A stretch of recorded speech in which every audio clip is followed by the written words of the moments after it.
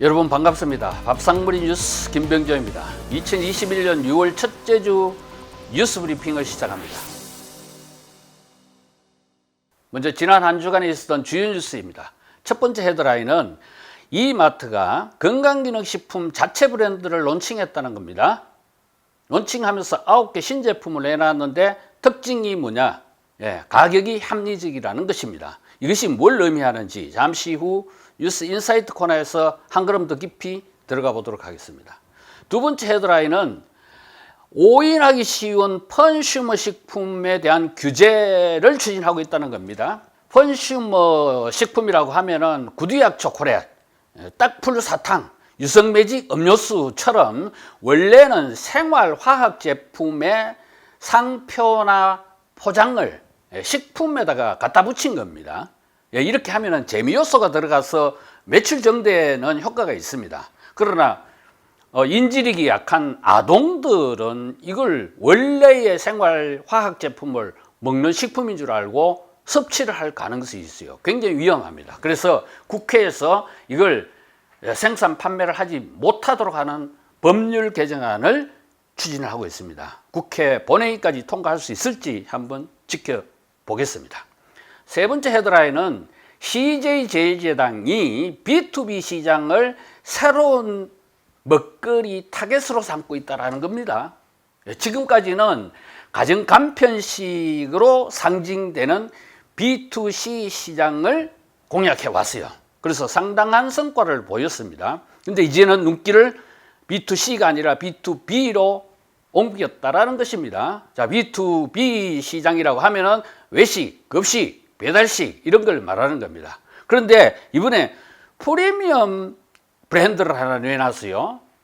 이게 먹힐지는 의문입니다. 우리나라 외식, 급식, 배달식 이런 B2B 시장은 한 푼이라도 원가를 아끼는 것이 과제인데 프리미엄 그러면 아무래도 가격이 좀 비싸겠죠. 먹힐지 한번 지켜보도록 하겠습니다. 네 번째 헤드라인은 주식회사 대상이 배양육 사업에 시동을 걸었다는 겁니다.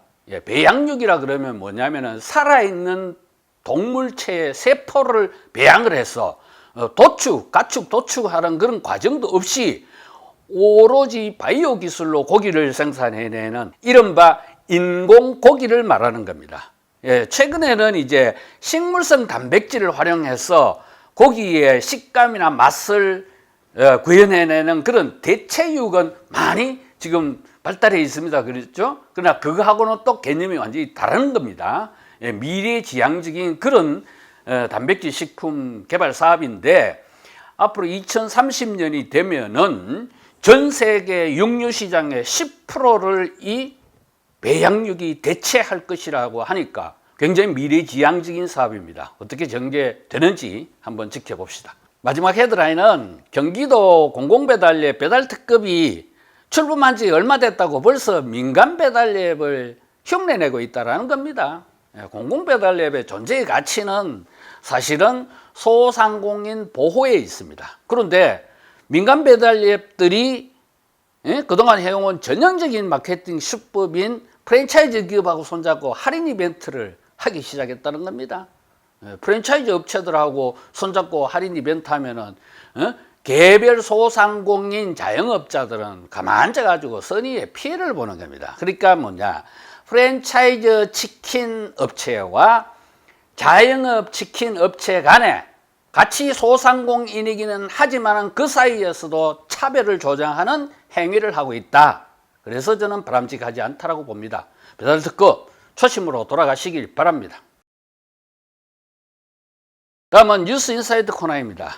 아까 예고해드린 대로 이번 주 뉴스 인사이트에서는 건강기능식품 시장의 현주소를 한번 짚어보도록 하겠습니다. 자, 건강기능식품 시장이 대중화가 되었느냐 안 되었느냐를 한번 판단해 봅시다.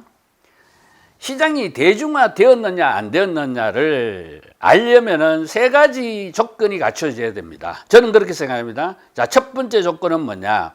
수요가 많아야 됩니다. 사겠다는 사람이 많아야 돼요. 그 다음에 두 번째 조건은 뭐냐? 가격이 합리적이어야 됩니다. 가격이 저렴해야 된다는 겁니다. 아무리 사고 싶어도 가격이 너무 비싸면 대중화될 수가 없습니다. 그 다음에 세 번째, 접근성이 좋아야 됩니다. 쉽게 살 수가 있어야 된다는 겁니다. 자, 그러면은 하나하나 따져봅시다. 첫 번째, 수요가 어느 정도 있느냐. 건강기능식품 작년 시장 규모가 약 5조 원 정도 돼요. 그런데 예전에는 우리가 건강기능식품 사는 게 대체로 뭡니까? 선물용으로 많이 샀어요. 그런데 작년에는 자기 자신이 사용하기 위해서, 물론 여기 자기 자신 안에는 가족도 포함이 되겠지만은 직접 사용하기 위한 용도로 구매한 비중이 70%가 넘습니다. 반면에 선물용으로 산 비중은 28% 정도밖에 안 돼요. 그게 이제 계속 줄어들고 있고 직접 사용 용도는 계속 늘어나고 있습니다. 이거는 수요가 이제는 보편화됐다, 이렇게 볼 수가 있는 겁니다. 그 다음 두 번째 측면, 가격. 아까 이마트가 자체 브랜드 론칭했다고 했는데 그 9개 제품 중에 홍삼 스틱을 제외한 나머지 비타민 제품 이런 것들은 일일 하루 권장 섭취량 기준으로 따지면은 한 개당 200원이 되지 않습니다. 그러면은 한 사람이 세 가지 제품을 구매해서 먹는다고 치면은 한 달에 18,000원밖에 안 돼요. 그죠? 그 정도면은 대중화가 충분히 가능한 그런 합리적인 가격이다, 이렇게 볼 수가 있습니다. 그리고 접근성은 어떻습니까?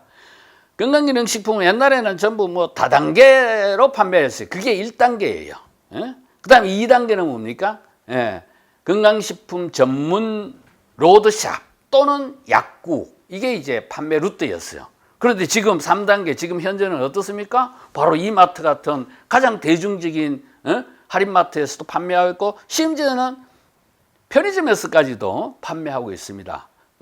홈쇼핑이나 인터넷은 물론이고요. 누구나 쉽게 구매를 할 수 있기 때문에 접근성도 이미 대중화 요건을 갖췄다, 이렇게 보면 됩니다. 결론적으로 보면은요, 수요자 측면에서는 앞으로 뭐냐, 건강기능식품은 필수 식품이에요. 왜? 1인 가구 늘어나서 자기 자신의 건강을 누구보다 챙기는 시대고, 그 다음에 고령화되면은 무엇보다도 건강이 제일 중요하지 않습니까? 그 다음에 또 뭡니까? 코로나 때문에 건강의 중요성이 더 증대됐습니다. 그래서 수요는 충분히 많다. 그렇기 때문에 공급자인 업체들 입장에서도 뭡니까? 건강기능식품은 가장 성장성이 높은 분야다. 그래서 라면 전문업체 농심까지도 건강기능식품 시장에 진출을 했고, 유통업체 이마트도 자기 이름을 건 자체 브랜드를 론칭한 겁니다. 자, 여러분, 6월은 호국 보훈의 달이면서 또 뭐냐, 6월 5일은 환경의 날입니다.